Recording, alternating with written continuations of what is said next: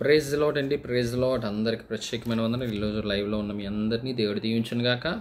మరి ఈరోజు యేసు ప్రభు యొక్క జీవితం నుండి మనం నేర్చుకునే అంశాల్లో మనం ఇంకొంచెం ముందుకు వెళ్దాం. మనం ప్రార్థన చేసుకుని లైవ్ సెషన్ ప్రారంభించుకుందాం. లైవ్ స్టార్ట్ అయిందని దయచేసి అందరికీ షేర్ చేయండి. నేను ఈరోజు ట్రావెలింగ్లో ఉండడం బట్టి నేను బయలుదేరే ముందుగా ఇది లైవ్లో రికార్డ్ చేసి వెంటనే నేను అప్లోడ్ చేసేస్తున్నాను. సో ఇది కూడా లైవ్ రికార్డింగే కనుక ఇట్స్ లైవ్ లక్కే కనుక దయచేసి ఇప్పుడు మీకు లైవ్ స్ట్రీమింగ్ ఇవ్వబడుతుంది కనుక దయచేసి ప్రీమియర్లో లైవ్లో వస్తుంది. ఈ వీడియోని ఇతరులకు షేర్ చేయండి.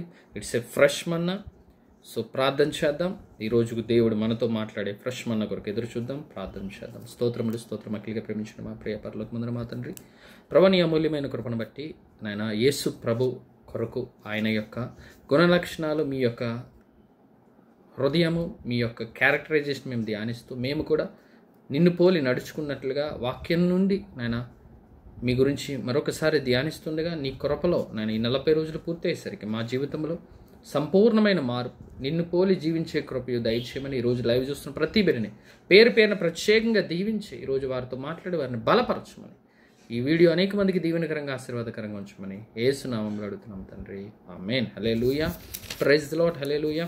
ఈరోజు టైటిల్ చూశారు కదా, యేసు ప్రభు జీవితంలో మనము ఈరోజు ఆయన జీవితంలో ఒక పీస్ ఉందండి, శాంతి ఉంది. అది లోకం ఇచ్చినటువంటి శాంతిగా కాకుండా ఏమి ఉన్నా ఏమి లేకపోయినా ప్రతి సిచ్యువేషన్లో యేసు ప్రభు శాంతిని కనుపరిచారు. ఆయన పీస్ని ఎవరు దొంగిలించలేకపోయారు. మనం ఈరోజు వాక్యం నుండి మనము కూడా అలా అవ్వే కృప దేవుడు మనకిచ్చారు కనుక మనము ఆ విషయాలన్నీ కూడా దేవుని లేఖన భాగాల్లోంచి మనము ధ్యానిద్దాం. అందులో భాగంగా మనం ఈరోజు కొన్ని విషయాలు వాక్యం నుంచి చూద్దాం. యేసు ప్రభు జీవితంలో అనేక మోసాలు ఆయన ఎదుర్కొన్నారు. అనేకమైనటువంటి తృణీకరణలు యేసు ప్రభు అనుభవించారు. మీరు కూడా ఈరోజు తృణీకరించబడ్డారా? మోసపోయారా? ఆ వేదనతో నింపబడి ఉన్నారా? దేవుడు మీతో మాట్లాడుతున్నారు. ఆ పరిస్థితులు గుండా యేసు ప్రభు వెళ్ళారు.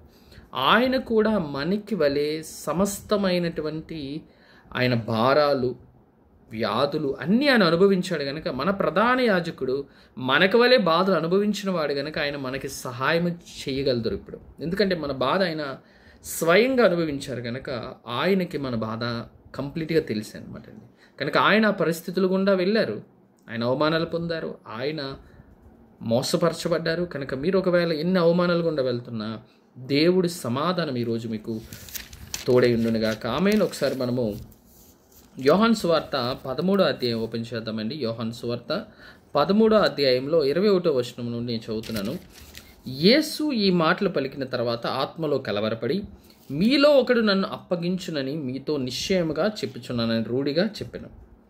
ఆయన ఎవరిని గూర్చి ఇలాగూ చెప్పునో అని శిష్యులు సందేహపడుచు ఒకరి తట్టు ఒకరు చూచుకొనుచుండగా ఆయన శిష్యుల్లో యేసు ప్రేమించిన ఒకడు యేసు రొమ్మున ఆనుకొని ఉండెను గనుక ఎవని గూర్చి ఆయన చెప్పునో అది తమకు చెప్పుమని సీమోను పేతురు అతనికి సైగ చేసెను. అతడు యేసు రొమ్మున ఆనుకొనుచు, ప్రభువా వాడెవడని ఆయనను అడిగాను. అందుకు యేసు, నేను ఒక ముక్క ముంచి ఎవనికిచ్చదునో వాడే అని చెప్పి ఒక ముక్క ముంచి సీమోను కుమారుడు ఇస్కరియోతు యూదాకిచ్చెను. వాడు ఆ ముక్క పుచ్చుకొనగానే సాతాను వానిలో ప్రవేశించును. యేసు, నీవు చేయుచున్నది త్వరగా చేయమని వానితో చెప్పగా ఆయన ఎందు నిమిత్తమో అతనితో అలాగూ చెప్పినో అది భోజనమునకు కూర్చుండే వారిలో ఎవనికి తెలియలేదు. ఆమేన్. హల్లెలూయా. ఇక్కడ గమనించినట్లయితే ఇస్కరియోతు యూదా యేసుప్రభుని అప్పగించబోతున్నారని యేసుప్రభుకి ముందే తెలుసు. ఎప్పుడు తెలుసు అంటే ఆయన 12 మందిని ఆయన ఏర్పరచుకున్నప్పుడే ఆయనకి తెలుసు. కానీ ఎప్పుడు ఇస్కరియోతు యూదాని ఆయన ప్రేమించకుండా లేడు. ఆయన ప్రేమించారు. ఆయన బాధ్యతలు అప్పగించారు. దెయ్యాలు వెళ్ళగొట్టే అధికారం ఇచ్చారు. అలాగే అనేక స్వస్థతలు ఇస్కరియోతు యూదా ద్వారా కూడా జరిగాయి. కానీ ఇస్కరియోతు యూదా ఆయన దగ్గరికి వచ్చినప్పుడు ఆ యేసు ప్రభు ఏమి పీస్ కోల్పోలేదు. కనుక మనం కొన్నిసార్లు ఇస్కరియోతు యూదా లాంటి మనుషులు కూడా మన జీవితంలో ఉంటారు. అంటే వారు మనతోనే ఉండొచ్చు, కానీ వారు మనకి హాని చేయాలనుకోవచ్చు. కానీ యేసు ప్రభు జీవితంలోంచి ఈరోజు మనం నేర్చుకున్నాం, ఆయన పీస్ పోలేదు. సో ఆయనకి తెలుసు వారు నన్ను మోసం చేస్తారని. ఆయనకి తెలుసు ఇతను నా ప్రాణాన్ని తీయజోస్తాడు తర్వాత అని. కానీ ఆయన పీస్ కోల్పోలేదు. మనము కూడా కొన్ని సందర్భాల్లో మోసగించబడినప్పుడు నమ్మిన వారి వల్ల నష్టపోయినప్పుడు, మనం ప్రేమించిన వారి వల్ల మనకి నష్టం కలిగినప్పుడు, వీరిని నేను ఎంతో ప్రేమించాను, వీరిని నేను ఎంతో ఆదరించాను, వీరు బాగుండాలని నేను కోరుకున్నాను, వీరు నాకెందుకు ఇలాంటి ద్రోహం చేశారు, అన్యాయం చేశారని మనం అనవసరంగా మన సమాధానాన్ని కోల్పోవచ్చేమో. కానీ యేసు ప్రభు జీవితంలో మనం గమనించినట్లయితే ఆయన సమాధానం ఎప్పుడు కోల్పోలేదండి. ఆయన ఇక్కడ ఆత్మలో కలవరపడ్డారు, ఆత్మలో కలవరపడ్డాడు, కానీ ఆయన సమాధానం ఎక్కడ ఆయన కోల్పోలేదు. ఒకసారి మనము మత్తయి సువార్త 26వ అధ్యాయం ఓపెన్ చేద్దాం. మత్తయి సువార్త 26వ అధ్యాయము 47వ వచనం నుంచి చదువుదాం. మత్తయి సువార్త 26వ అధ్యాయం.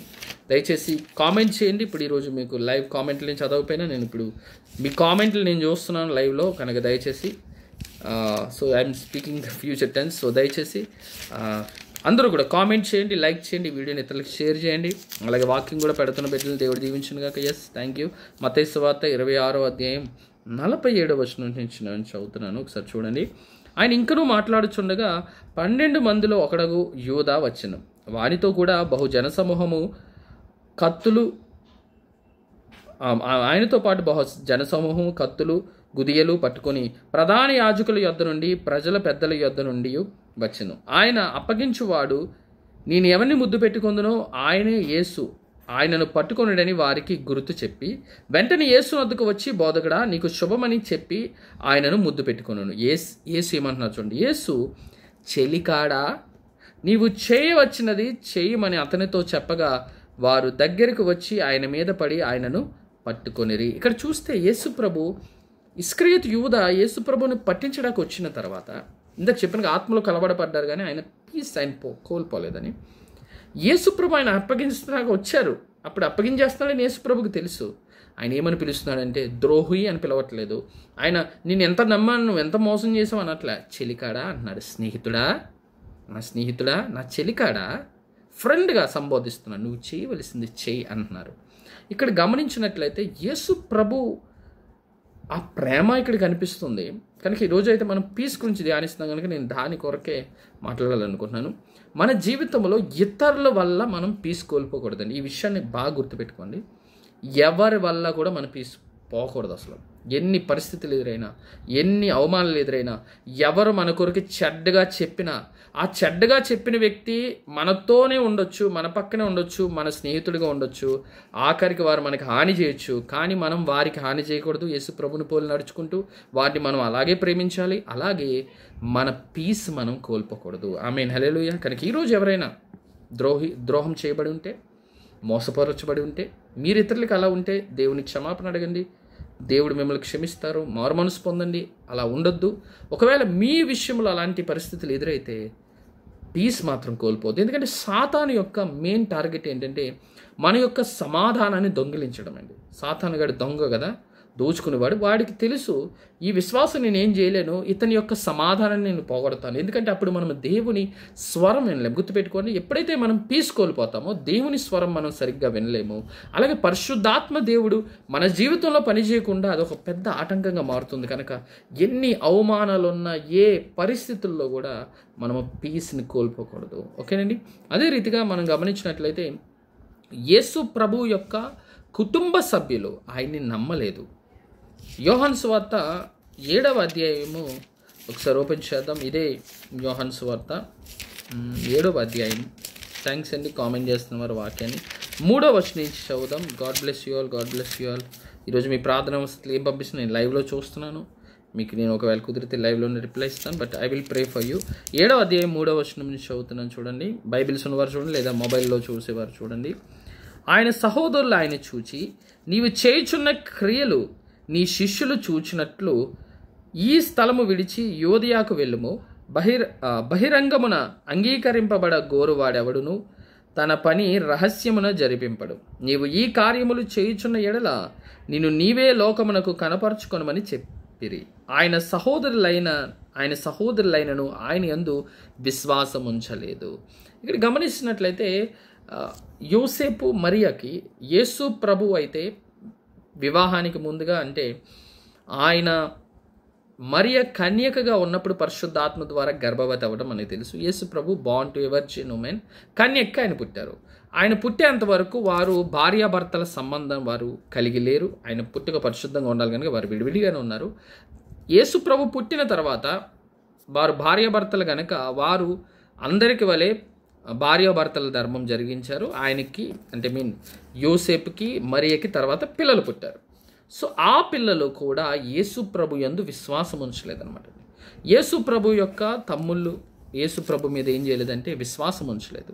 ఇక్కడ ఆయన సహోదరులైనను ఆయన యందు విశ్వాసం ఉంచలేదు. ఈయన పెద్ద కుమారుడు లెక్క వస్తారు కనుక ఆయన యొక్క సహోదరులు ఆయన మీద ఏం చేయలేదంటే విశ్వాసం ఉంచలేదు.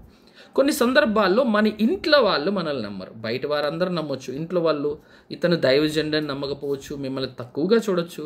ముఖ్యంగా ప్రవక్త తన దేశంలో అక్కడికి రాడనే వాక్యంలో ఉన్నట్లుగా చాలామంది స్పిరిచువల్గా ఉన్న వాళ్ళైతే అలా ఉండరు, కానీ ఎక్కువ శాతం మంది అంత స్పిరిచువల్గా ఉండరు కనుక స్వదేశంలో ప్రవక్త తక్కువ వాడిగా కనబడినట్లుగా సొంత ఇంటి వారు ఆ ఇంట్లో ఉన్నటువంటి వ్యక్తిని సరిగ్గా రికగ్నైజ్ చేయరు. ఒకవేళ ఇది ఎక్కువ శాతం వరకు సేవలో ఉన్న వారికి ఈ అనుభవం ఎక్కువ వస్తుంది. ఒకవేళ మీరు దైవికంగా ఎదుగుతున్నప్పుడు అందరూ అది గుర్తించవచ్చు, కానీ మీ ఇంట్లో వాళ్ళు మిమ్మల్ని తక్కువగా చూడొచ్చు, చులకనగా చూడొచ్చు, మిమ్మల్ని అవమానపరచవచ్చు. కానీ యేసు ప్రభు జీవితంలో కూడా అలాంటిది జరిగింది. ఆయన తమ్ముళ్ళు, ఇంకా అన్నలు కూడా కాదు, వారు తమ్ముళ్ళు ఆయన యందు విశ్వాసం ఉంచలేదు. కానీ యేసు ప్రభు ఎక్కడా కూడా ఆయన సమాధానాన్ని ఆయన కోల్పోలేదు, కృంగిపోలేదు. ఏంటి నా వాళ్ళు నన్ను నమ్మట్లేదే అని ఆయన ఎప్పుడు అనుకోలేదండి. కనుక మన జీవితంలో కూడా మనం అబ్జర్వ్ చేద్దాం. ఎన్ని పరిస్థితులు, బంధుమిత్రులు కావచ్చు, రక్త సంబంధులు కావచ్చు, మనల్ని చులకన చేయాలని ప్రయత్నించవచ్చు, మనల్ని తక్కువ చేయాలని చూడొచ్చు, మనల్ని ఎదగనివ్వకుండా వారు ఈడేం మనిషి అని ఎటకారించవచ్చు. అవన్నీ యేసుప్రభు ఫేస్ చేశారండి. కానీ యేసుప్రభు ఎక్కడా కూడా కృంగిపోలేదు, ఆయన సమాధానం కోల్పోలేదు. నా తండ్రి చిత్తం నేను నెరవేర్చాలని ఆయన ఫోకస్డ్గా ఆయన గోల్ వైపు ఆయన వెళ్ళారు. మనం కూడా అలాగే యేసు ప్రభుని అనుసరించి ఈరోజు ఒక డిసిషన్ తీసుకుందాం. మనం అసలు ఇతరుల వల్ల కలవరపడకూడదు. ఆమేన్, హల్లెలూయా. మార్క్స్ వార్త 3వ అధ్యాయం 21వ వచనం కూడా నేను చదువుతున్నాను. బైబిల్స్ ఉన్నవారు తీయండి. దయచేసి మీరందరూ కూడా తరచూ నేను ఇప్పుడు మీ కామెంట్స్, నేను ఇది లైవ్ జరుగుతున్నప్పుడు నేను చూస్తూ ఉంటాను కనుక దయచేసి కామెంట్స్ చేస్తూ ఉండండి. అప్పుడు ఎవరెవరు ఈరోజు లైవ్లో వచ్చారో తెలుస్తుంది. అలాగే మార్క్స్ వార్త 3వ అధ్యాయం 21వ వచనంలో ఆయన ఇంటివారు సంగతి విని ఆయన మతి చలించి ఉన్నదని చెప్పి ఆయనను పట్టుకొనబోయిరి. ఇక్కడ గమనిస్తే పైన చదువుతున్నాను.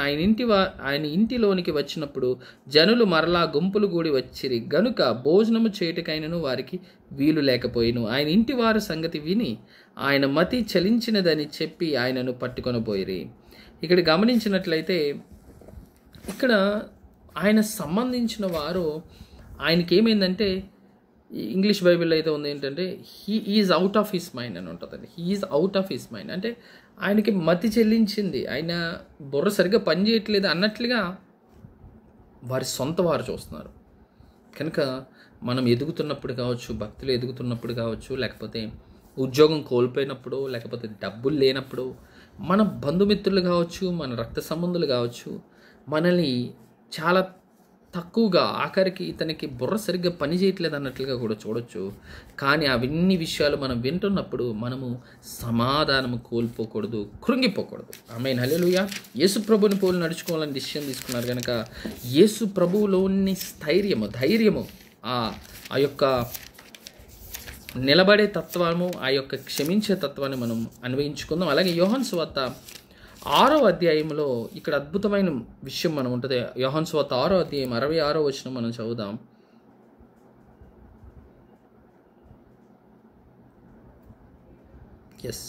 యోహాను సువార్త, థ్యాంక్ యూ కామెంట్ చేసిన 6వ అధ్యాయం 66వ వచనంలో, అప్పటి నుండి ఆయన శిష్యుల్లో అనేకులు వెనుక తీసి మరి ఎన్నడూనూ ఆయనను వెంబడింపలేదు. కాబట్టి యేసు మీరు కూడా వెళ్ళిపోవాలనని ఉన్నారా అని 12 మందిని అడుగగా సీమోను పేతురు, ప్రభువా ఎవని యొద్దకు వెళ్ళుదుము, నీవే నిత్య జీవపు మాటలు గలవాడవు. ఆమేన్, హల్లెలూయా. ఎందుకు వెళ్ళిపోతున్నారంటే 53వ వచనం, కావున యేసు ఇట్లను మీరు మనుష్య కుమారుని శరీరము తిని ఆయన రక్తము తాగితేనే కానీ మీరు జీవము గలవారు కారు అని చెప్పి ఆయన ఎక్స్ప్లెయిన్ చేస్తున్నప్పుడు, అప్పటి వరకు అనేక మంది శిష్యులు ఉన్నారు యేసుప్రభుకి. కానీ ఈ మాట ఎప్పుడైతే ఆయన చెప్పారో అప్పటి నుండి ఆయన శిష్యులు అనేక మంది వెనుక తీసి మరి ఎన్నడూనూ ఆయనను వెంబడింపలేదు. ఇక్కడ గమనిస్తే యేసుప్రభు కొన్ని యేసుప్రభుతో కొంతకాలం ఉన్నారు. వారు యేసుప్రభు అద్భుతాలు చూశారు, యేసుప్రభు ప్రేమ కూడా చూశారు. కానీ వారు యేసుప్రభుని విడిచిపెట్టి వెళ్ళిపోయారు. ఎందుకంటే వారికి ఈ ప్రత్యక్షత వారికి అర్థం కాలేదు. ఏంటి ఇలా చెప్తున్నాడు, ఒకవేళ వారు రక్తం దాక్కూడదని ధర్మశాస్త్రంలో ఉంది, నా రక్తం తాగమంటున్నాడంటే అని అనుకుని వారు కలవరపడి వారు వెళ్ళిపోయారు.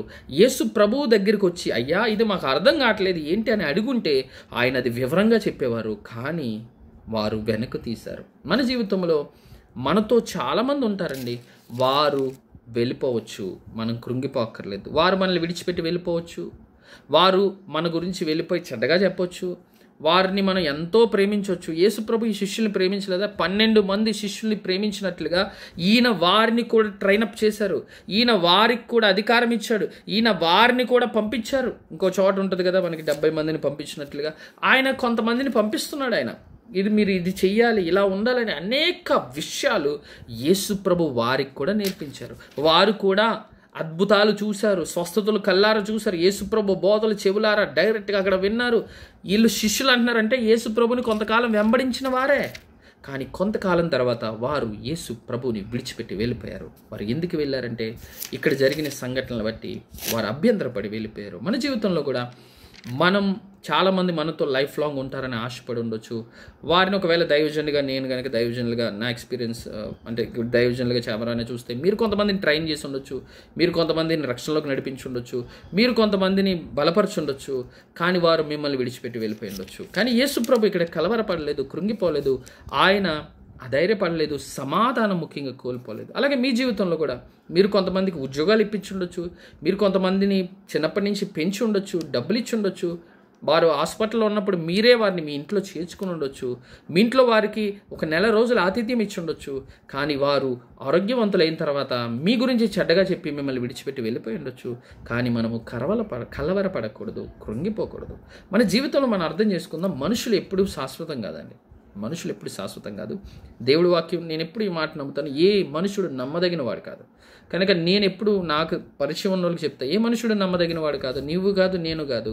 మనము యేసుక్రీస్తులా పోలి నడుచుకున్నప్పుడు, పరిశుద్ధాత్మ అనుసరించి మనము నడుచుకున్నప్పుడు అప్పుడు మాత్రమే మనం నమ్మదగిన వారం అవుతాము అని. కనుక మనం గమనిద్దాం, ఏ మనిషిని కూడా మనము నమ్మటానికి లేదు, అతను నా లైఫ్ లాంగ్ ఉంటాడని ఆశపడటానికి లేదండి. మన ధర్మం ఏం చేయాలో అది చేయటం అంతవరకే. ఉంటారా ఉండరా అనేది ప్రభు చిత్తం, దేవుని చిత్తంలో ఆధారపడి ఉంది, వారి ఇష్టం అంతే. కనుక మనము ఎవరైనా మనల్ని కొన్నిసార్లు విడిచిపెట్టి వెళ్ళిపోవచ్చు, కానీ మనం కృంగిపోకూడదు, సమాధానం అస్సలు కోల్పోకూడదు. ఇక్కడ యేసు ప్రభు అద్భుతమైన మాట, యేసు వారిని చూసి అడుగుతున్నాడు కానీ ఆయన సమాధానం ఏం పోలేదు. కాబట్టి యేసు మీరు కూడా వెళ్ళిపోవాలని ఉన్నారా అని 12 మందిని అడుగుతున్నారు. అప్పుడు పేతురు గారు అద్భుతమైన సమాధానం ఇవ్వటం మనం చూస్తున్నాం. కనుక మనం అర్థం చేసుకోవచ్చు ఏంటంటే, మన జీవితంలో ఏ పరిస్థితులు ఎదురైనా కూడా పీస్ అస్సలు కోల్పోకండి. ఎందుకంటే నాకు వ్యక్తిగతంగా పరిశుద్ధాత్మ దేవుడితో అనుభవం బట్టి నాకు తెలుసు, whenever we lose peace, మనం ఎప్పుడైతే సమాధానం కోల్పోతామో అప్పుడు పరిశుద్ధాత్మ దేవుడు మనల్ని వాడుకోవాలన్న రీతిగా మనం వాడబడలేము. ఆయన మనల్ని వాడుకోలేని పరిస్థితిలో మనం ఉండిపోతాం. కనుక పీస్ అనేది ఎప్పుడు ఏ పరిస్థితిలో ఉన్నా కోల్పోవద్దు. యేసు ప్రభువుని పోలి మనం నడుచుకుందాం. అదే రీతిగా లూకాసు వార్త 4వ అధ్యాయం 28వ వచనం నుంచి చదువుదాం. లూకాసు వార్త 4వ అధ్యాయం 28వ వచనం నుంచి. థ్యాంక్ యూ జీసస్, హల్లెలూయా హల్లెలూయా హల్లెలూయా హల్లెలూయా. ఓ రామా షోకులా రామా సికి, థ్యాంక్ యూ హోలీ స్పిరిట్. యోహాను సువార్త 4వ అధ్యాయం 28వ వచనం చదువుతున్నాను.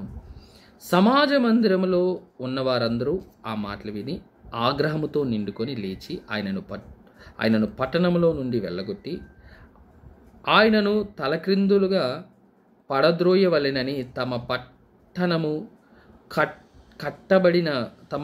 కట్టబడిన కొండ పేటు వరకు ఆయనను తీసుకొని పోయిరి. అయితే ఆయన వారి మధ్య నుండి దాటి తన మార్గమున వెళ్ళిపోయెను. ఇక్కడ గమనించినట్లయితే యేసు ప్రభు జీవితంలో ఇక్కడ మనం చూస్తాం. ఇక్కడ పైన మనం సంఘటన మనం చదువుకుంటే ఆయన విషయంలో కొంతమంది ఏం చేశారంటే, నజరేతుకు ఆయన వెళ్ళినప్పుడు అక్కడ ఆయన్ని ఏం చేశారంటే రిజెక్ట్ చేశారంటే, ఆయన్ని తృణీకరించారు. ఇక్కడ ఆయన నజరేయుడైన యేసు అని పిలువబడ్డారు, కానీ ఆయన బోధలు విన్నప్పుడు వారు అభ్యంతరపడ్డారు. ఆయన ఇక్కడ మనం ముందు నుంచి చదవాలి, ఎందుకంటే మనం మొత్తం కాంటెక్స్ట్ అంటే మీకు తర్వాత చదువుకోండి, ఇదంతా చదవటానికి మనకి టైం పడుతుంది కనుక నేను చదవట్లేదు, బికాజ్ లైవ్ లిమిట్లో ఉంది. కానీ ఇక్కడ మనం అర్థం చేసుకోవచ్చు ఏంటంటే ఆయన విషయంలో వారు ఏమయ్యారంటే అభ్యంతరపడి ఆయన్ని తృణీకరించారండి. కనుక మన జీవితంలో కూడా అన్ని చోట్ల మనము యాక్సెప్ట్ చేయబడతామని ఏమీ లేదు. మీరు ఎంత గొప్పవారైనా యేసు ప్రభువునే కొంతమంది రిజెక్ట్ చేశారు. యేసు ప్రభువు దగ్గర ఉండకుండానే వెళ్ళిపోయారంటే మనం ఎంతండి, మనుషులము, అంతే కదా. కనుక మన దగ్గర నుంచి కూడా కొంతమంది వెళ్ళిపోవచ్చు, ఏమి అధైర్యపడక్కర్లే. యేసు ప్రభువునే కొంతమంది రిజెక్ట్ చేశారు కొన్ని విలేజెస్, అంటే మనల్ని కూడా రిజెక్ట్ చేయొచ్చు. కనుక రిజెక్షన్కి మనం ఏమో కృంగిపోక్కర్లేదు. కనుక ఎప్పుడు కూడా మనము ఏంటంటే ఏ పరిస్థితి అయినా, అంటే సిచ్యువేషన్స్ కానీ సర్కమ్స్టాన్సెస్ కానీ మనుషులు కానీ మన సమాధానాన్ని డిసైడ్ చేయకూడదు. అది మాత్రం బాగా గుర్తుపెట్టుకోండి. ఏ పరిస్థితి అయినా, తుఫాన్ అయినా, యేసుప్రభు జీవితం మనకి తెలుసు కదండి. ఆ రిఫరెన్స్ నేను తీయట్లేదు, ఎందుకంటే మీకు అది ఆల్రెడీ ఈ లైవ్స్లో ఒకసారి చెప్పినట్టు గుర్తు. సో మనము ఆయన ధోనిలో పడుకున్నప్పుడు తుఫాన్ వస్తుంది, శిష్యులందరూ కలవరపడి భయపడిపోతున్నారు, ఏమైపోతామో అని. మీకు చింత లేదా అంటున్నారు, కానీ యేసుప్రభు ఆయన హ్యాపీగా ప్రశాంతంగా ఉన్నాడు. ఎందుకంటే యేసుప్రభు ఉండగా చింత ఎందుకు? యేసుప్రభు ఉండగా తుఫాన్ కాదు కదా, ఏది మనల్ని ఏమీ చేయలేదు. ఆమేన్, హల్లెలూయా.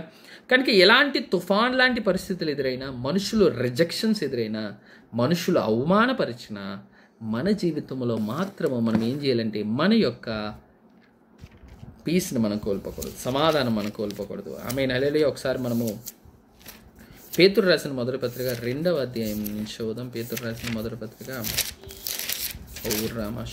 2వ అధ్యాయం 21వ వచనం నుంచి చదువుతున్నాను. పేతురు రాసిన మొదటి పత్రిక 2వ అధ్యాయం 21వ వచనం నుండి, క్రీస్తు కూడా మీ కొరకు బాధపడి మీరు తన అడుగు జాడలేందు నడుచుకొనున్నట్లు మీకు మాదిరి ఉంచిపోయాను. ఈ 40 రోజులు కూడా మనం ధ్యానించేదే ఆయన అడుగు జాడలో నడిచి వెళ్ళటానికి ఆయన మాదిరిని మనం ఈ 40 days మనం ధ్యానిస్తున్నాం. ఆయన పాపము చేయలేదు, ఆయన నోటను ఏ కపటము కనబడలేదు, ఆయన దూషింపబడి బదులు దూషింపలేదు, ఆయన శ్రమ పెట్టబడి బెదిరింపక న్యాయముగా తీర్పు తీర్చు దేవునికి తన్ను తాను అప్పగించుకొనెను. మనము పాపముల విషయమైతే చనిపోయి నీతి విషయమై జీవించినట్లు ఆయన తానే తన శరీరమందు మన పాపములను మ్రాను మీద మోసుకొనెను. ఆయన పొందిన గాయముల చేత మీరు స్వస్థత నొందితిరి. ఇక్కడ గమనించినట్లయితే మధ్యలో నేను ఒకటి స్కిప్ చేశాను బై మిస్టేక్, అదే అసలైన పాయింట్. చూడండి, ఆయన పాపము చేయలేదు, ఆయన నోట ఏ కపటము కనబడలేదు, ఆయన దూషింపబడి బదులు దూషింపలేదు. చదివాం కదా. ఆయన శ్రమ పెట్టబడి బెదిరింపక న్యాయముగా తీర్పు తీర్చు దేవునికి తను తాను అప్పగించుకొనెను. కనుక ఇక్కడ మనం అర్థం చేసుకోవాల్సిన విషయం ఏంటంటే యేసు ప్రభు ఎలా ఉన్నారో మనం అలా ఉండాలి. దూషింపబడి బదులు దూషింపలేదంట. అలాగే ఆయన ఏం చేయాలి? శ్రమ పెట్టబడి బెదిరింపక న్యాయముగా తీర్పు తీర్చి దేవుడికి అప్పగించారు. ఆయనను పోలి పీస్ఫుల్గా మనం ఉండడానికి మనం అలా ఉండాలి. ఇక్కడ పైన వచనంలో అద్భుతమైన మాట ఉంటుంది, తప్పిదముకై దెబ్బలు తినినప్పుడు మీరు సహించిన ఎల్లా మీకేమి గనము, మేలు చేసి బాధపడినప్పుడు మీరు సహించిన ఎల్లా అది దేవునికి హితమగును, ఇందుకు మీరు పిలువబడితిరి. ఆమేన్, హల్లెలూయా. 20వ వచనం చదవాలండి. కనుక మనం గమనించినట్లయితే మనం ఎందుకు పిలవబడ్డామంట? తప్పిదముకు దెబ్బలు తింటే మనకేం ప్రయోజనం? తప్పిదము చేయకుండానే దెబ్బలు తినడానికి. మనము తప్పిదము చేయలేదు, మేలు చేసినప్పుడు ఇతరులు మనల్ని బాధ పెడతారు, కానీ అది సహించడానికి మనం పిలువబడ్డాం. అలాగే క్రీస్తు కూడా ఆయన చెయ్యని తప్పులకి ఆయన గాయపరచబడ్డారు, అవమానపరచబడ్డారు. కానీ యేసు ప్రభు న్యాయము తీర్చే దేవుడికి తాను అప్పగించుకున్నట్లుగా మనము కూడా ఏ పరిస్థితి ఉన్నా మన సమాధానాన్ని దయచేసి కోల్పోవద్దు. మరలా ఎందుకో దేవుడు ఈరోజు ప్రేరేపిస్తున్నాడు, మనుషులు నమ్మదగిన వారు కాదండి, మనుషులు నమ్మదగిన వారు కాదు, దేవుడు ఒక్కరే నమ్మదగిన వారు. కనుక మనము ఇతరులకు అన్యాయం చేయకూడదు. మనము యేసు ప్రభుని పోలి నడుచుకుంటున్నాం కనుక ఎవరిని మనం మోసం చేయకూడదు. కానీ మోసం చేసే ప్రజలు మన పక్కనే ఉండొచ్చు, మనతోనే ఉండొచ్చు. వారు మన కొరకు చెడ్డగా చెప్పొచ్చు, గాయాలు చేయొచ్చు, కొన్ని పరిస్థితులు మనకు ఎదురవ్వచ్చు, సొంత వారే తృణీకరించవచ్చు. కానీ మనం సమాధానం ఎప్పుడు కోల్పోకూడదు. న్యాయము తీర్చే దేవుడికి అప్పగించేద్దాం. ఆమేన్, హల్లెలూయా. పగ తీర్చుట దేవుడి పని, మన పని కాదు కనుక ఆ న్యాయాధిపతికి అప్పగిద్దాం. అలాగే ఒకసారి మనము యెషయా గ్రంథం 26వ అధ్యాయం 3వ వచనం చదువుదామండి. యెషయా గ్రంథం 26వ అధ్యాయం 3వ వచనం చదువుదాం. ఎవని మనస్సుని మీద ఆనుకొనును వానిని నీవు పూర్ణ శాంతి గలవానిగా కాపాడుదువు, ఏలయనగా అతడు నీ యందు విశ్వాసముంచి ఉన్నాడు. ఆమేన్, హల్లెలూయా. ఎవని మనస్సుని మీద ఆనుకొనును వాణ్ణి పూర్ణ శాంతి గలవానిగా కాపాడుదు అని దేవుడి వాక్యం సెలవిస్తుంది. కనుక మన మనస్సు దేవుడి మీద ఆనుకున్నప్పుడు మనకి దేవుడు పూర్ణ శాంతి ఇస్తారండి. ఆ శాంతి పోదు. ఆమేన్, హల్లెలూయా.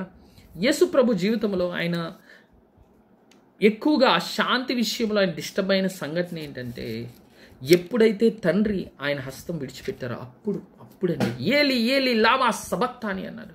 నా దేవా నన్ను ఎందుకు చేయి విడిచితివి అన్నారు.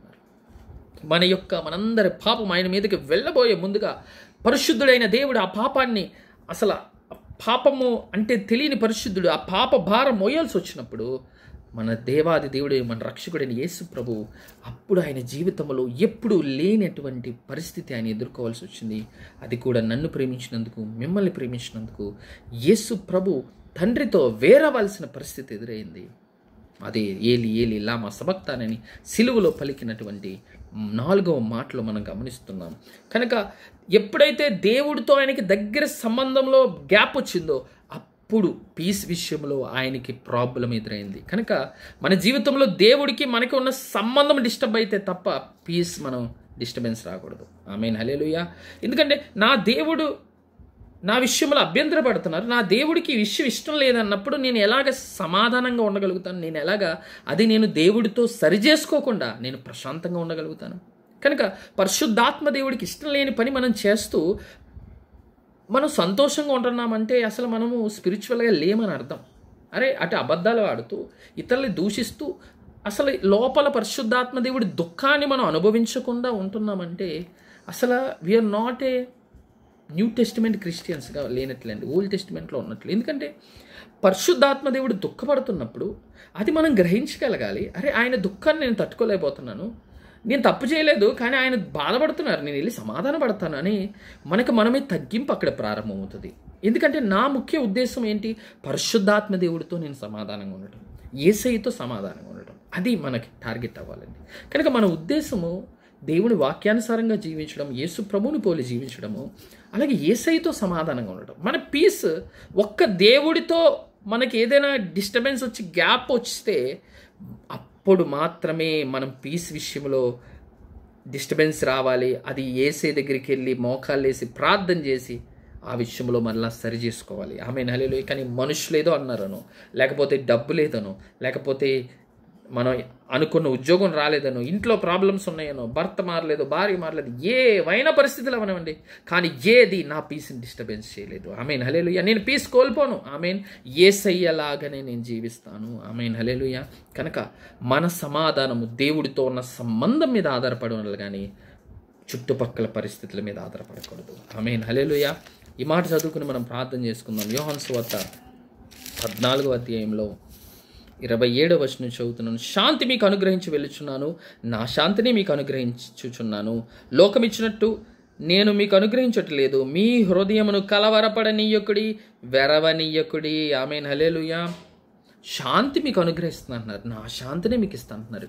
యేసయ్య మనకిచ్చే శాంతి ఎవరు దొంగిలించలేనిది. ఆమేన్, హల్లెలూయా. పరిస్థితుల వల్ల ప్రభావితం అవ్వలేనిది. ఆమేన్, హల్లెలూయా.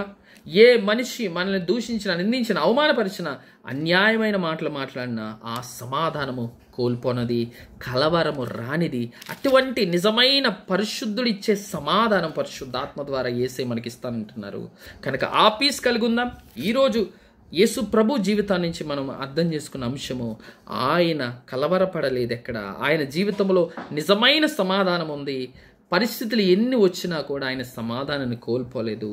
కనుక మనము కూడా యేసయ్యని పోలి నడుచుకుందాం, యేసయ్యలా క్షమిద్దాం. యేసయ్యలాగా అన్యాయం చేశాడని మనకు తెలిసిన యేసయ్యలాగే నా చిలికాడాన్ని ప్రేమిద్దాం. న్యాయము తీర్చే దేవుడికి అప్పగిద్దామండి. మన హార్ట్లో పగ ఉంచుకోకూడదు. మన హార్ట్లో ఎటువంటి విధమైనటువంటి అసూయ కావచ్చు, ఆ వేదన, క్రోధన ఏమి ఉండకూడదు. ఈ హార్ట్ ఎప్పుడు కూడా ప్రశాంతంగా ఉండాలి. ఆమేన్, హల్లెలూయా. సమాధానంతో నింపబడాలి, దేవుని ప్రేమతో నింపబడాలి. కనుక దేవుని ప్రేమ పరిశుద్ధాత్మ ద్వారా మీ హృదయంలో కుమ్మరింపబడింది అన్న రీతిగా మనకి యేసయ్య ఇచ్చే శాంతిని పొందుకుని ఎన్ని పరిస్థితులు ఎదురైనా యేసయ్య వలె మనం ముందుకు కొనసాగుదాం, దేవుని చిత్తాన్ని మన జీవితంలో నెరవేరుద్దాం. సో ఎవరైతే ఆన్లైన్లో కామెంట్ చేస్తున్నారో దేవుడు మిమ్మల్ని దీవించను గాక. ఈ ప్రార్థనలో ఏకీభించండి, ప్రార్థన చేసుకుని మనం సెలవు తీసుకుందాం. God bless you all. మరలా ప్రభు చిత్తం అయితే రేపు లైవ్లో కలుసుకుందాం. ఈ వీడియోని ఇతరులకు షేర్ చేయండి. ఈరోజు లైవ్లో మీ కామెంట్లు చదవలేకపోవచ్చు, but I'm seeing your comments. నేను చూస్తున్నాను. దేవుడు మిమ్మల్ని దీవించను గాక. ప్రార్థన చేసుకుందాం. స్తోత్రములుగా ప్రేమించిన మా ప్రియ పరలోకమందున మా తండ్రి, ప్రభా నీ వాక్యం సెలవిస్తుంది నాయన, ఎవరు నీ మీద ఆనుకుంటారో వారిని పూర్ణ శాంతి గలవానిగా చేస్తామని, నా శాంతిని మీకు అనుగ్రహించి వెళ్తానని చెప్పిన దేవా, ప్రభా సిలువలో కూడా నాయన అనేక మంది నువ్వు దేవుడు అయితే సిలువ దిగిరా అన్న అవమానపరిచారు, కానీ ఎక్కడా నువ్వు శాంతిని కోల్పోలేదు నాయన. ప్రభా మేము కూడా ఎన్ని పరిస్థితులు ఎదురైనా, ఎంతమంది మమ్మల్ని తృణీకరించినా, ఎంతమంది మమ్మల్ని నమ్మినా నమ్మకపోయినా, సొంత వారే మమ్మల్ని అవమానపరిచినా, ఏ విషయంలో మేము కృంగిపోకుండా కలవరపడకుండా సమాధానంగా ఉండినట్లుగా ఈ లైవ్లో ఎవరైతే ఈ ప్రార్థనలు ఏకీపిస్తున్నారో వారందరికీ యేసు నామములో సమాధానము కలుగునుగాక, ప్రశాంతత కలుగునుగాక, పరిశుద్ధాత్మ ద్వారా ఆదరణ కలుగునుగాక. లీబా సోలో హో రీబా సకి మరాఖీ మోజోలాబా షీ. దేవుని శక్తి ఎవరైతే కృంగిపోయారో, ఎవరైతే ఆదరణ లేక ఓదార్పు లేకుండా యేసు నామములో ఇప్పుడే దేవుని శక్తి వారిని తాకునుగాక. పరిశుద్ధాత్మ దేవుని సమాధానం వారిని కమ్ముకొనుగాక.